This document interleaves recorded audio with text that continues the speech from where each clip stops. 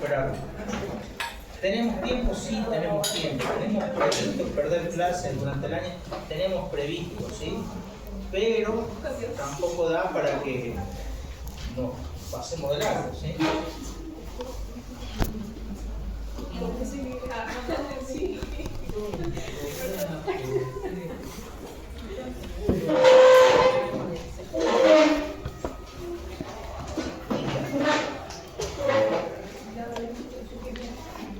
¿La dónde alguna digo?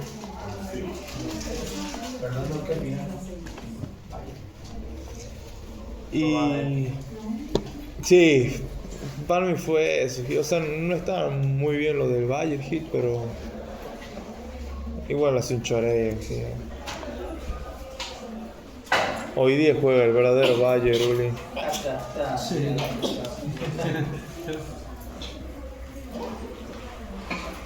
Hoy día juega el Bayern contra Carabobo, ¿no? ¿Con Diego? Contra Cara Diego. Dice, está sacando el auto, me dijo hace unos minutos. ¿Qué? Que está sacando el auto para venir. Es que el tipo tiene para elegir moto, auto, camioneta.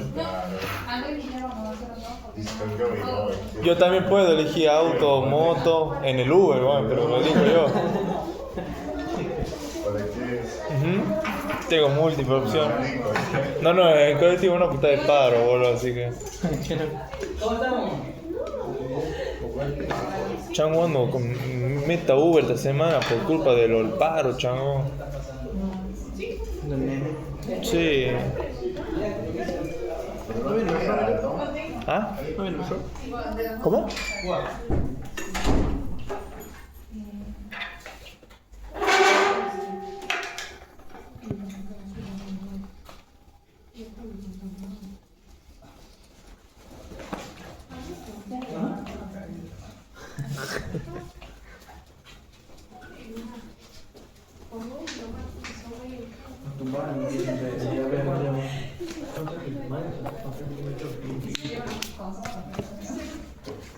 Se nos escapan las babosas, las tortugas, los caracoles y se nos desbandó todo, ¿sí?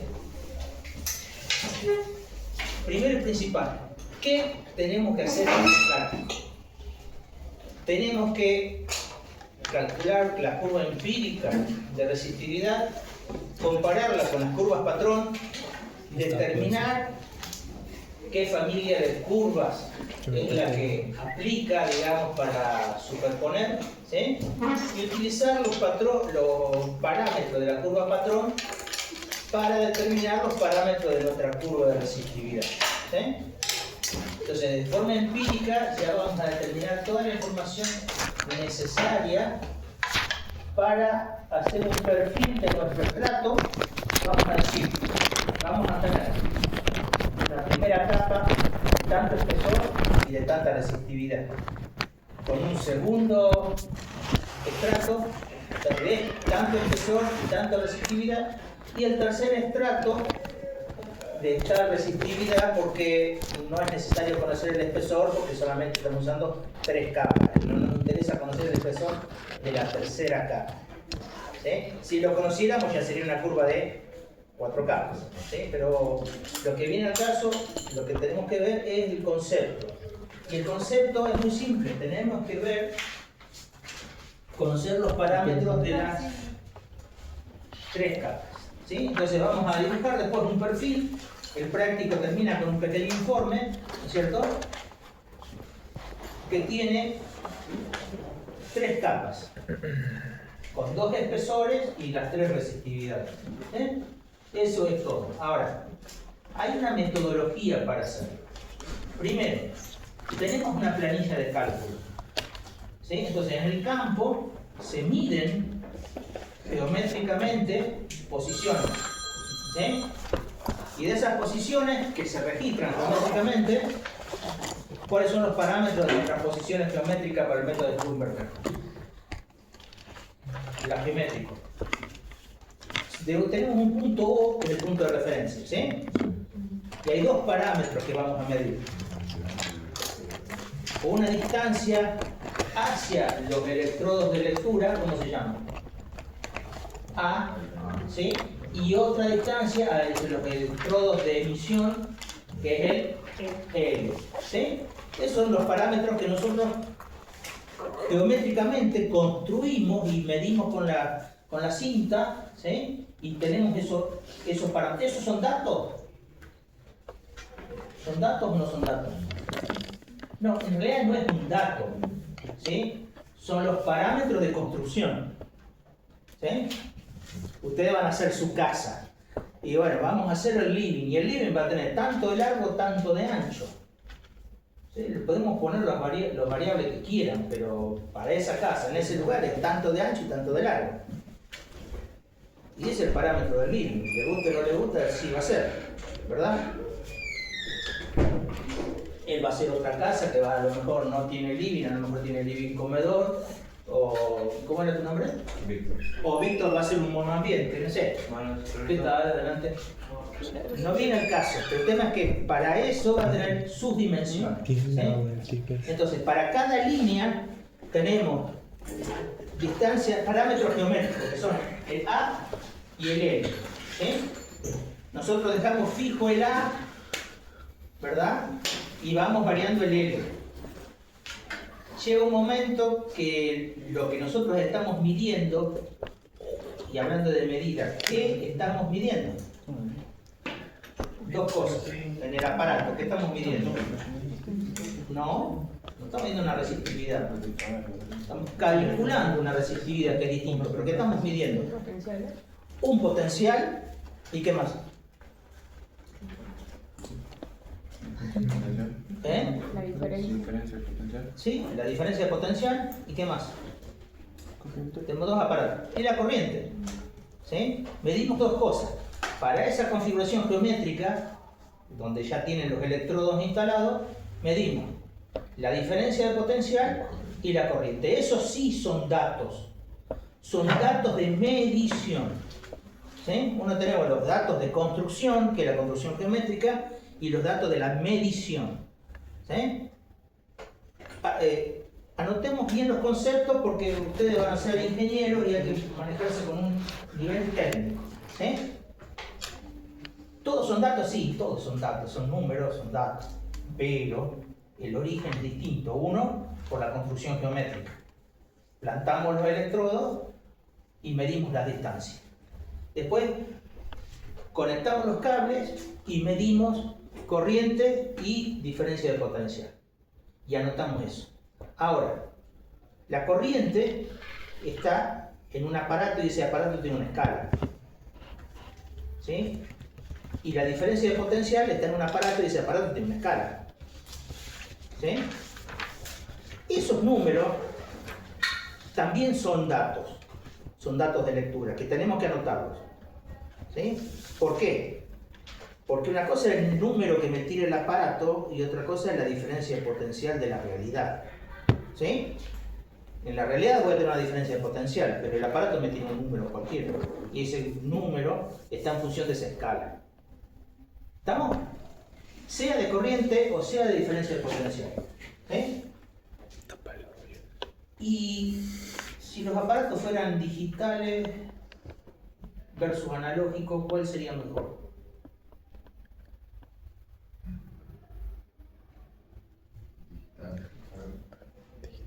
¿Por qué sería mejor el digital?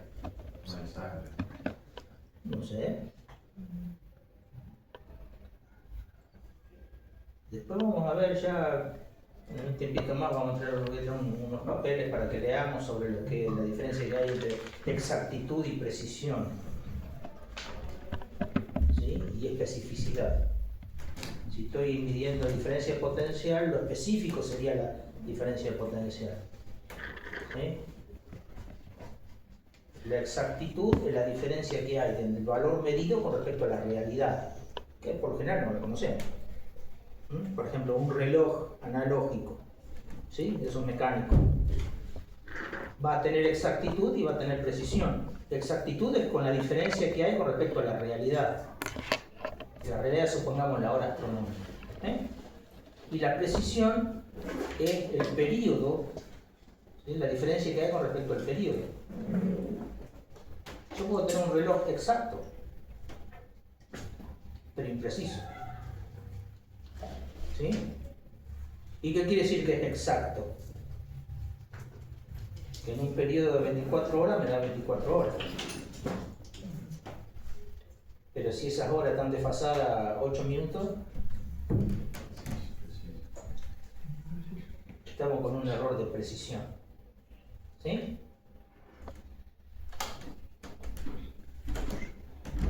¿Está claro?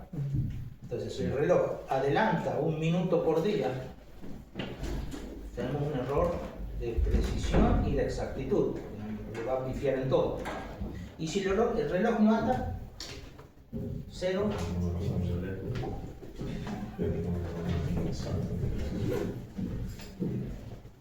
Y hay 2 momentos del día que va a ser exacto, a pesar de que no anda.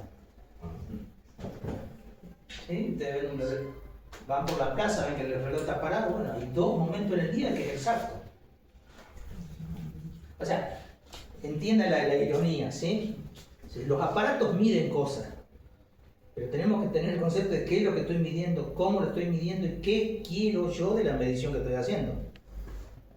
El aparato tira datos y los datos en ciertos momentos son útiles, en ciertos momentos no son inútiles, todo depende de cómo lo use. Entonces, yo estoy tomando lecturas, ¿sí? Tomo lecturas geométricas de la construcción del sistema, ¿sí? Lecturas de medición del aparato que tienen sus respectivas escalas, ¿sí? Entonces yo completo la grilla de toda la construcción que hay. ¿Cuántas eran? Como 30 y pico entradas, ¿no es cierto? No sé, un montón de líneas, ¿sí? Y yo ya tengo toda la información de campo, empírica, medida con todos los datos, ¿sí? ¿Cómo era tu nombre? Milena. Milena fue, tiró todas las estacas, marcó todo lo que tenía que marcar, midió todo lo que tenía que marcar y viene con la planilla, ¿sí? Y la planilla la hizo textualmente de lo que leyó y de lo que midió. No hay errores de números ni nada, eso es otra cosa, ¿sí? Entonces, tenemos la planilla. ¿Qué hacemos con esa planilla? ¿Cómo era tu nombre? Fernando. Fernando. ¿Qué hacemos, Fernando, con esa planilla? Esa planilla, que ahora se va a transformar en una planilla de cálculo, el Excel es muy bueno para manejar planillas de cálculo, ¿sí? Porque arrastramos y copia todo, ¿sí? ¿Qué hacemos? ¿Qué tenemos que calcular? Porque una cosa es lo que midió Milena. Ese su trabajo era medir. Ese es un trabajo. Y ahora el otro trabajo, ¿cuál es? ¿Qué tenemos que calcular? Hay 2 fórmulas que teníamos que aplicar.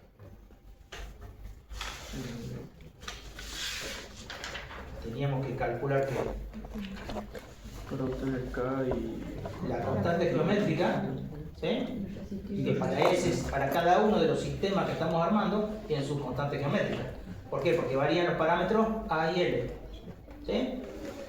Entonces eso modifica la constante geométrica. Entonces, para ese sistema, la constante geométrica tiene un valor. Y ese valor me va a permitir calcular ¿qué?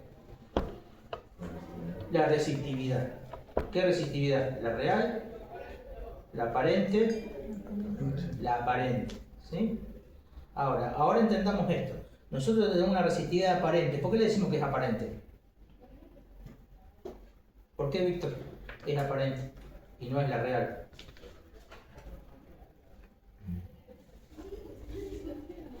Porque está calculada en la información que nos dio Milena, ¿sí? Está calculada y no es por menospreciar a Milena, es la información que tenemos. Entonces no conocemos la realidad, no sabemos cuál es la realidad, pero sí podemos estimar el valor calculándola. Entonces tenemos un valor calculado, tenemos parámetros medidos, ¿sí? Parámetros construidos, parámetros medidos, cálculo realizado, ¿sí? Entonces tenemos resultados calculados. Vos fíjense la calidad de los datos, cómo va entrando en una dependencia, ¿sí? Si alguno de los parámetros que midió Milena, sea de distancia o sea de lectura, tuviese un error, pero los cálculos están bien hechos, igual nos va a dar un error. ¿Cuál es el origen del error? De medición o de lectura. ¿Sí? Por el otro lado, Víctor hizo los cálculos Fernando hizo los cálculos y daba los... Pero si eso tiene un error en la fórmula de esa línea, es un error de cálculo. ¿Sí? Entonces, eso es lo que tiene el Excel, que si tenemos un error, van a tener un error en todo. Pero no va a haber un error en una línea. Si hay un error en la línea, no es del cálculo, es de lectura seguramente. ¿Sí? Entonces es más fácil de revisar. Y esa es la otra cuestión. Una vez que tenemos los datos completos y está todo calculado, ¿revisamos o seguimos? Hay una tendencia natural a que, ya calculé todo, ahora sigo. Hay un dicho técnico que dice: mido 2 veces y corto una. Si yo estoy construyendo un mueble de madera, ¿sí? Mido 2 veces para asegurarme de que la medición es la correcta, para cortar una sola vez. Porque si yo mido y corto y le pifio, tengo que hacer todo de nuevo. Y es una pérdida de recursos. Si vos sos muy bueno, no vas a tener problemas, pero ¿cuál es el error que se comete? Que uno sobreestima la capacidad de uno, de que no va a tener ese tipo de errores. No hay que tener ni miedo ni vergüenza de hacer las cosas bien. Y después de hacerlo, corregirla y volver a medir y revisar si todo está como debería estar. ¿Sí? Porque es preferible rehacer todo cuando venimos a la mitad de la construcción que venga y entreguemos al jefe y el jefe te diga: está mal, no hay pago de la factura. Hay una diferencia, ¿no es cierto? Es preferible decir: mira, descontame un 10% porque te lo voy a demorar 2 días en entregar el resultado, a tener que entregarlo y que te diga: está mal, no te pago nada. ¿Sí? Esa es la cuestión de la honestidad en los datos. Bueno, tenemos la planilla de datos medida con todas las lecturas. Tenemos el cálculo realizado. ¿Sí? Ahora, ¿qué hacemos con esa información que tenemos en forma numérica? La reexpresamos en forma gráfica. ¿Sí? Nosotros tenemos curvas patrón. Las curvas patrón vienen en una bibliografía. La bibliografía, ¿no es cierto?, que trae gráficos, ¿sí?, vienen dibujados en una escala, ¿sí?, bilogarítmica. ¿Sí? Logaritmo en un lado, logaritmo en el otro lado. Y esos gráficos tienen un módulo unitario de 2,5 pulgadas, que son 64 milímetros. ¿Sí? Entonces yo tengo que ir a la librería y comprar papel bilogarítmico de módulo de 64 milímetros. Y el empleado de la librería me va a mirar y decir: ¿qué? Sí, porque papel logarítmico hay, bilogarítmico puede haber, pero ya medir el módulo ya hace que la venta empiece a ponerse molesta y ya te etiquetan de que te viene. ¿Quién es este que viene a molestar así con ese nivel de detalle? Es como cuando entra Milena a la zapatería sonriente y viene el empleado y dice: oh, no, le va a hacer bajar toda la zapatería y eventualmente, tal vez, a lo mejor, compre uno. ¿Sí? ¿Cuántas cajas hay que revisar antes de comprar un par de zapatos? ¿25? Bueno, no es que sea ella, pero es una actitud muy femenina en los negocios de zapatería. ¿Sí? Entonces,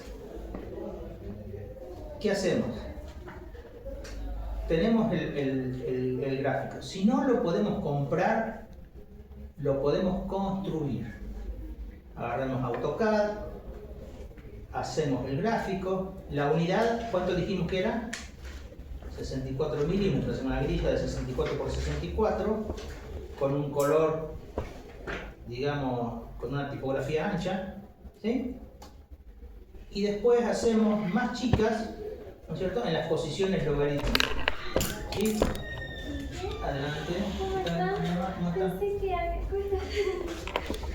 Pensé que se había hablado sobre para las charlas, para que los chicos No me dijeron nada, pero yo no recibí información tampoco. No me dijeron. el departamento me dijeron que mandaron la invitación y todo al grupo de docentes. Sí, yo vi invitación acá, no específicamente para hacer. No hay problema, yo la voy a hacer cortito. 5 clases voy perdiendo y no por el pero un ratito y ya lo libero. Ok. ¿Sí? No, por favor. Agustina lo está salvando, ¿no? Después le van a tener que regalar algo. Entonces, una vez que ya construyen el gráfico bilogarítmico para sus datos empíricos, ¿sí?, colocan los datos. A los datos le van sacando los logaritmos, le va a dar los valores y después inclusive lo pueden poner en forma paramétrica de x, ¿sí? Porque van a tener los valores de los logaritmos, van a tener con las escalas, van a tener las medidas, inclusive amplían la grilla de la planilla de cálculo y le va a decir cuánto tiene que colocar, ¿qué tal? Bien. Cuánto tiene que colocar los puntos, y los puntos se grafican como cualquier gráfico, ¿sí? Una vez que ya tienen el gráfico hecho, que no es mayormente difícil, ¿qué es lo que tienen que hacer con la curva empírica? La calcan, ¿verdad? Con la curva calcada, con el sistema de referencia, ¿no es cierto?, la línea de X, la línea Y, la curva, con ese sistema de referencia, ¿a dónde se van? A la curva patrón. Y de todas las familias de curva patrón, van a buscar la que más les guste. La familia de curva patrón aparentemente es de 3 capas, por lo tanto tenemos que hablar con las K, ¿sí? ¿De qué tipo son? Irresistividad menor, mayor, menor. Esa es la familia de las K, ¿sí? Puede ser la K15, puede ser otra K, pero están en ese orden, ¿sí? Sabemos que tenemos una resistividad menor, otra mayor y otra menor, ¿sí? La K15 da una resistividad central mayor y la otra igual a la primera, ¿sí? Esa familia tiene esa característica, ¿sí? Entonces, sí, se superpone bastante bien al principio y tiene una colita al final que a lo mejor no cae del todo bien, pero se aproxima bastante. Y se aproxima mucho entre la 10 y la 15, creo que están entre los numeritos de la curva 15, ¿sí? K15. Entonces, una vez que yo identifico qué familia es, anoto el nombre de la familia, ¿sí? Que por lo general tiene los números 1, 10, 1. Eso significa que la relación de resistividades es la resistividad primera es igual a la última y la del medio 10 veces mayor a estas dos, ¿sí? Los otros números tienen las relaciones de resistividades. Entonces yo conociendo una resistividad ya conozco las tres, ¿sí? Y la curva, que tiene una etiquetita, ¿sí?, esa curva me da la relación de espesores. Entonces, yo una vez que conozco el primer espesor, ya conozco el segundo espesor, con los datos de esa curva. ¿Está claro? Y esa es toda la información que tengo que tener. Pero, una vez que tengo ya la curva calcada, ¿sí?, en la curva patrón, tiene un sistema de coordenadas la curva patrón, ¿verdad? Yo ese sistema de coordenadas, ese 0, lo grafico en mi papel de calcar. Entonces yo tengo ya dos sistemas de coordenadas, el original mío y el que estaba en la curva patrón. El punto ese que yo grafico donde estaba en el sistema de coordenadas de la curva patrón Se llama cruz de resistividad, ¿sí? Y es lo que me va a marcar la resistividad de la primera capa y el espesor de la primera capa. Entonces, cuando yo superpongo esa curva de nuevo en mi curva empírica, pincho con un alfiler, ¿sí? Y marco el puntito donde se marcó, ¿no es cierto?, la primera capa, que me va a dar los valores de primera resistividad y primer espesor. Los valores de la segunda capa, voy a conocer la relación de espesores por la etiqueta de la curva, ¿sí? Y la relación de resistividades por el título de la familia de curvas. Y ya tengo toda la información para dibujar mi perfil estratigráfico. Y eso es el informe. ¿Sí? ¿Está clarito los pasos que se va a hacer? En el parcial, por lo general, se le va a dar ya los datos, ¿sí?, de las relaciones de resistividades y de espesores. Entonces ustedes después van a tener que dibujar el perfil, ¿sí? No van a tener que llevar la curva patrón parcial. Ya los datos van a estar, la familia va a estar dibujada, todo eso, ¿sí? ¿Es ejercicio de examen? Sí. Háganlo y mándenlo porque el resumen de ese ejercicio es un punto del examen. ¿Sí? Resumiendo, ¿se acuerdan del primer práctico de la etapa de la minería? Sí.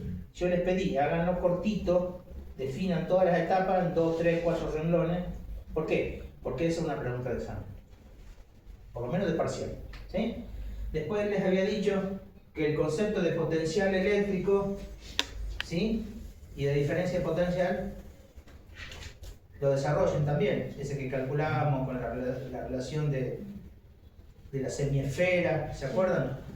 Bueno, después los sistemas electródicos, los mismos, ¿sí? Que yo les pedí que hagan un gráfico de los 5 sistemas electródicos. Uno de los sistemas electródicos va en el parcial. Así que después vamos a repasar la metodología. ¿Sí? ¿Bien ahí? ¿Está claro? Sí. Bueno. ¿Cómo era tu nombre? Ulises. Ulises, ¿podés sacrificar una hojita para hacer la silencia? Así ya terminemos rápido con el otro temita y ya se pueden ir a participar a las charlas. Y es importante y bueno que ustedes participen en las charlas. ¿Sí? Yo me tengo que ir al Junín a otros chequeos y cuestiones que son más complicadas.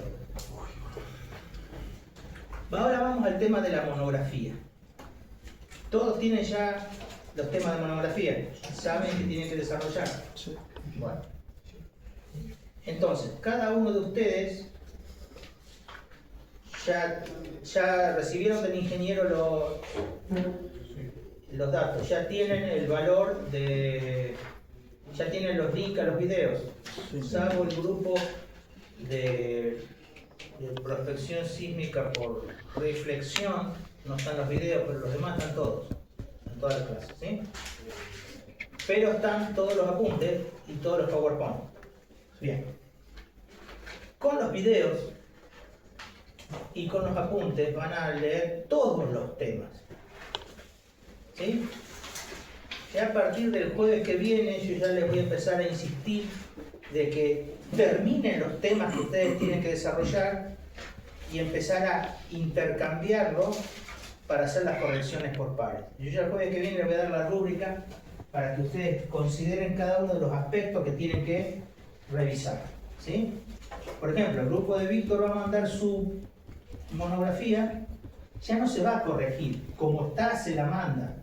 Entonces, el grupo de Ulises y el de Milena van a estar corrigiendo el tema de él y van a estar haciendo observaciones, ¿sí? Cada uno va a hacer las observaciones diferentes. Entonces, no importa si el grupo de él está mejor o peor, bien o mal, lo que sea. Lo importante es que sean revisados por los pares. Al final, todos los grupos van a tener sus grupos revisado por los compañeros y van a tener la lista de observaciones que se han hecho. ¿Sí? No las van a corregir ahí de nuevo. Las van a preparar las correcciones, entonces cuando hagan la disertación van a explicar, nosotros definimos las cosas de esta manera, pero las observaciones de los compañeros consideran que se tiene que haber hecho de esta otra manera, por lo tanto, hemos revisado y es cierto, hay que hacerlo de esta manera, lo explican y lo corrigen en la presentación. ¿Sí? Si después que hacen la presentación no se corrigieron las observaciones, por ejemplo, que hizo Yara, tendría que haber considerado este aspecto y no lo hicieron, ella tiene que preguntar por qué no consideraron las revisiones que se le habían hecho, o las observaciones que se le habían hecho, o las objeciones que se le habían hecho. ¿Sí? ¿Se entiende cuál es el objeto de esto?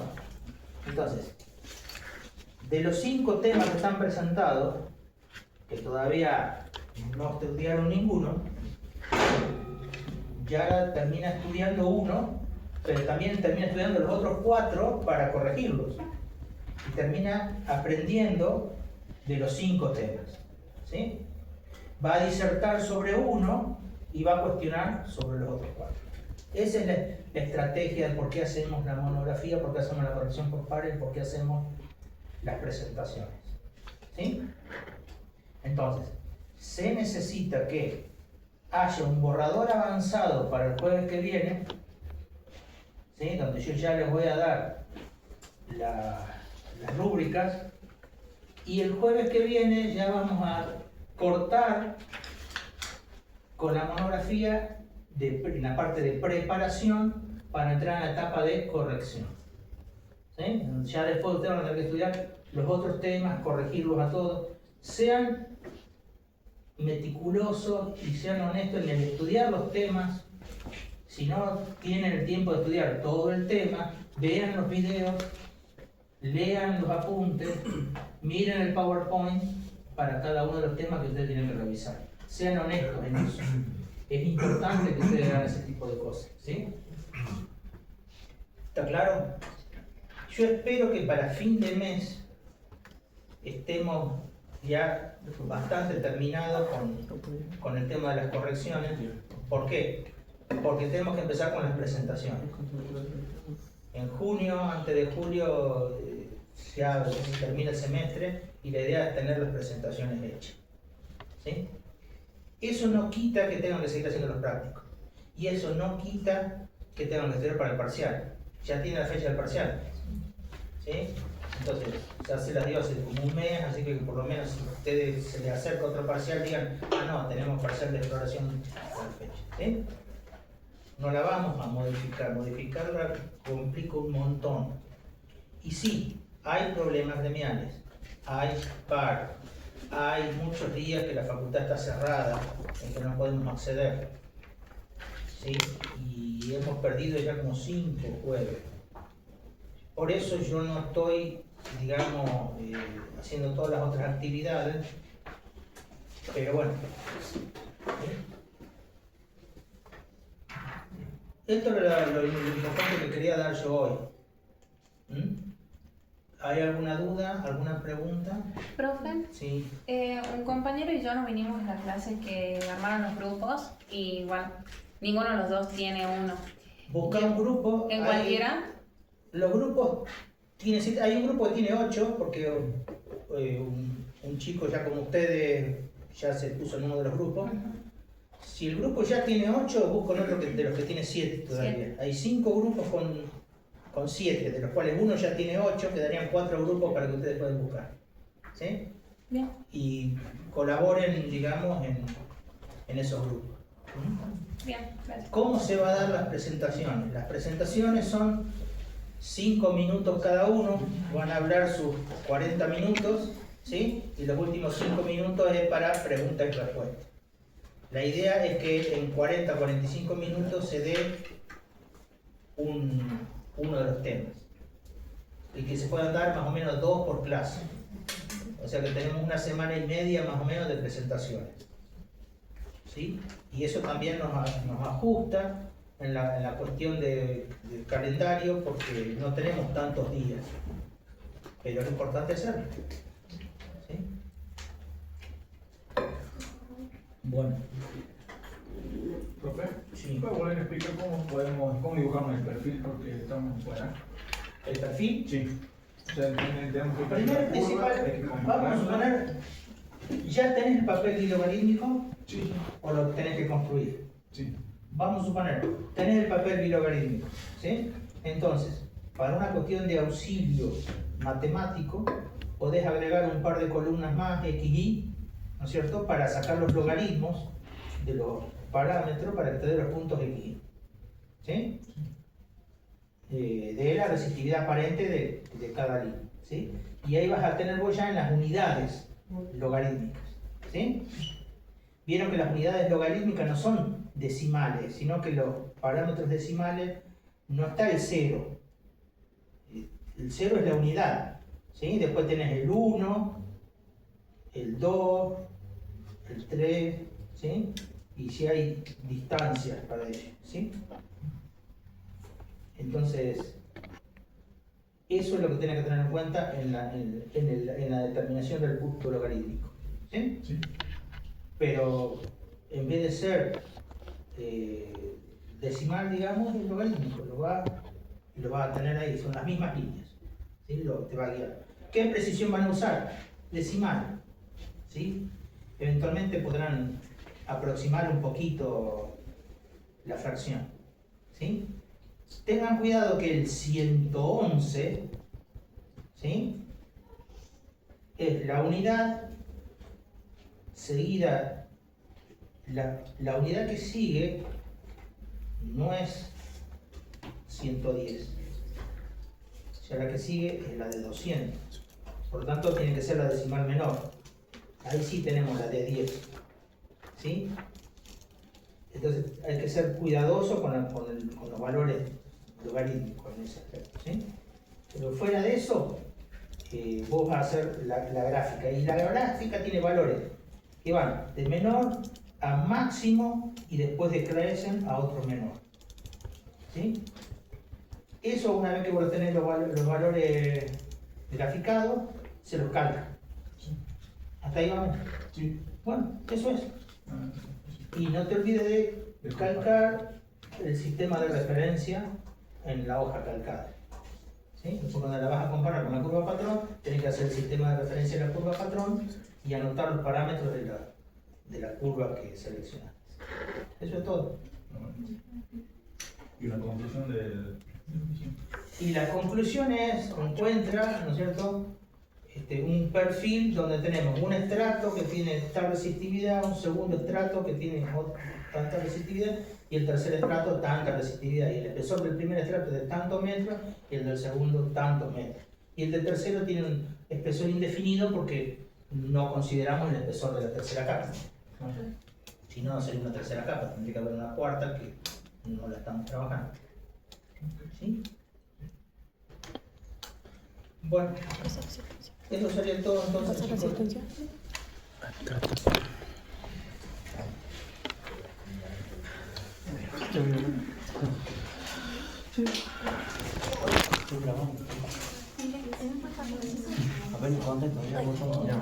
Laura.